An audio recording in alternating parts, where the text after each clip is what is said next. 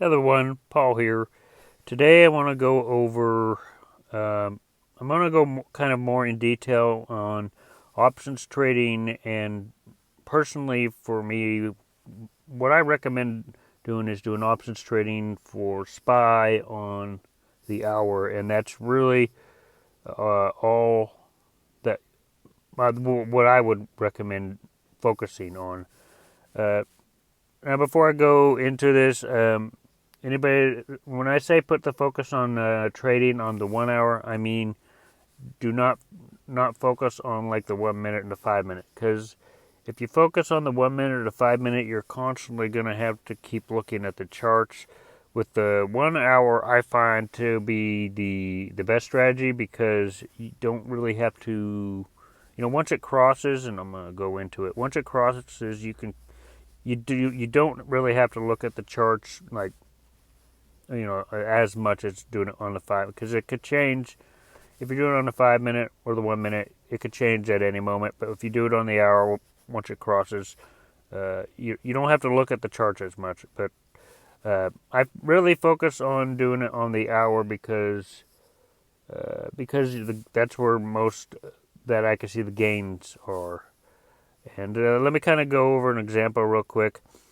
Recently, now what you have to do if you want to follow along is you want to make sure you get your EMAs, and you want to focus. You want to put the 13 and the 48, and you want to make sure the colors are pretty bright so you can see them. And also, it helps to have the RSI there too. But that's really all you need to focus on. Anything else, any other indicator, is just noise and distraction. So what you really need to do to be pretty successful at this is you just have to wait for a moment that it crosses. So if it crosses up, you're going to be doing a call, and if it crosses down, you're going to be doing a put. And the moment that it crosses, you want to make sure that you're also looking at your RSI and seeing where the RSI is at that time, because if it gives you any kind of indication, it can help you figure out when to get in, when to get in and get out. Now, the one disadvantage of doing it with doing it on the hour is, let's just say for an example, you came right here, you came in and you bought a 363 call, and you rode that out. Let's say you did it for about 4 days. You took your profit in 4 days. So 4 days, you made, let's see, 4 days.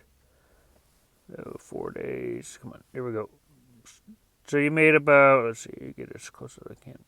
So 4 days, you made about there's a price difference of 7.66. So with SPY, an estimate, 7.66 times about 50. So you made about $383 in 4 days. So if you sold at this point where was that? It was right around here. So if you sold at this point, and you sold early, you have to wait for it to cross again for you to come back in. So you made $383 in like 4 days, but you literally have to wait until the EMAs cross over again. So that was about, how many days did you have to wait?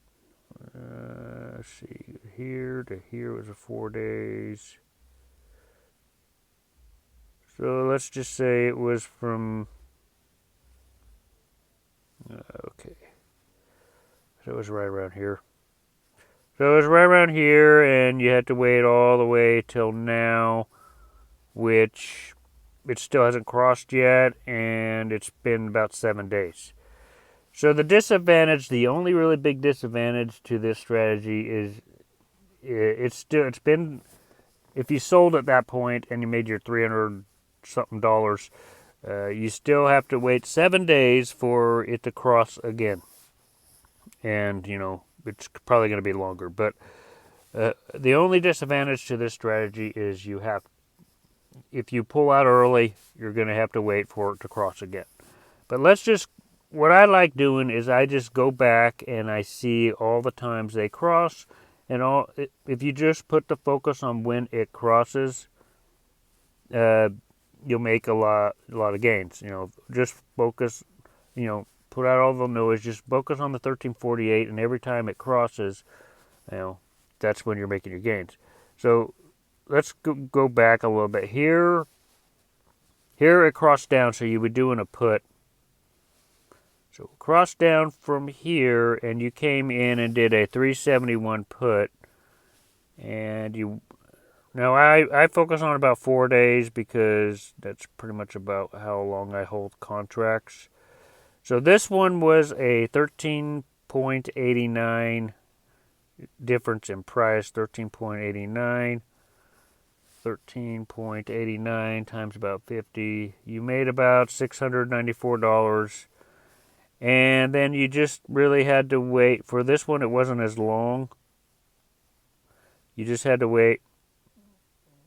Maybe, see, how long did you have to wait? If you came in right about here, you had to wait till it crossed again. You had to wait 6 days. So let's just keep looking back. And what I like doing is seeing. Now, when crossed up here, so if you did this one, you'd be doing a 368 call. But you also want to make sure that you're looking at your RSI. I personally wouldn't do this one because I would look at the RSI and realize that the RSI is pretty close to the top. So it could, that's how you know it's a short one, because look at the RSI. Because the moment that it crosses right here, you can see that the RSI is already pretty close to the top. So you know that if it does go up, it's probably not going to go up that much. So let's just look at another example here. Here was a good gain right here. Here was a good gain. So if you came in right here, crosses right here, and if you look at the RSI, it's pretty close to the top. So this is a good entry point. So if you wait it out, let's say 4 days, right about here. Let's do this 3 days. So 3 days, you made about, there was a difference in price of $18.44. That was a good gain there. 18.44 times about 50. Man, $922. And then you would have to wait until it crosses again, which is the main disadvantage. So let's just keep going. Okay, it crosses right here, but look at the RSI. It's already pretty close to the top, so I personally wouldn't do that one. If you're looking for, if you see that it is crossing up and then the RSI is close to the top, I personally wouldn't do that, because that, to me, that just shows that it's a short pump. So we look again. It crosses down right here. So that would be a 423 put. And that would be a good indication for me to get in. And then you would have to wait a little while, but still, we would make some profit there. And let's look at this one. No, that's not crossing red. Okay, so crosses up right here. So right here I would do a 381 call. We look at the RSI, and the RSI is pretty good. It's in between. So that's a good call right there. You get your gains, and you have to wait for it to cross the next time. So it crossed right here, but the RSI is, well, it's all right. That one's okay, but it's short. We could take a look at it. Crossed right about here. Got out in 2 days. You made about $500 there. Then it crossed down here. So these are all profit. These are all profit zones, but you have to pay attention to the price. 381 put there. You get some gains there. And then you have a 377 call right here. So those are short ones. Pay attention to the RSI, because when it gets close to the top, when the RSI gets close to the top, you know that it's going to start going down, and when the RSI gets close to the bottom, you know it's going to start going back up. So let's look at a couple other examples. Okay, so right here's a good one. We see it crossing down, so this would be a 410 put, and you would make, if you held out for about 4 days, if you held out about 4 days, let's see, 4 days, 6 days, 5 days, about 4 days, right about here. Oh, that's a good one right there, man. In 4 days, you get a 34.91. 34.91 times about 50. Yeah, you made over $2,000 right there. You made $2,000. Where did it go? It disappeared. Anyway, think you guys get the general idea. Now, once you get this going and you get your gains, and you gotta wait a little while for it to cross again, but that's the main disadvantage here. Overall, if you wait for it to cross,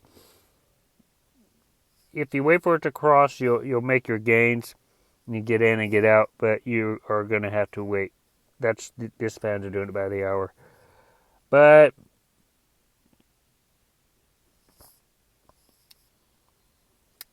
yeah, that's the main thing about doing it by the hour. But from my point of view, you can make a lot of gains. What I would recommend is people start a balance of at least 5,000 before you do it, because you want to only do 10% of your balance, and generally contracts are about $400, $500. So once you do start getting gains, you can then, when you start accumulating gains, you can start buying more contracts, and as you buy more contracts, you make more money. So pretty soon, after you start getting a couple of gains, it's not going to matter if you have to wait like a week or whatever for it to cross again, because you'll have enough to wait for it to actually cross again. But anyway, that's just my process. When I do options with SPY, I always do it on the hour, because that seems to be the most. Let's real quick just look at the 5 minute and see. Let's look at it on a 5 minute.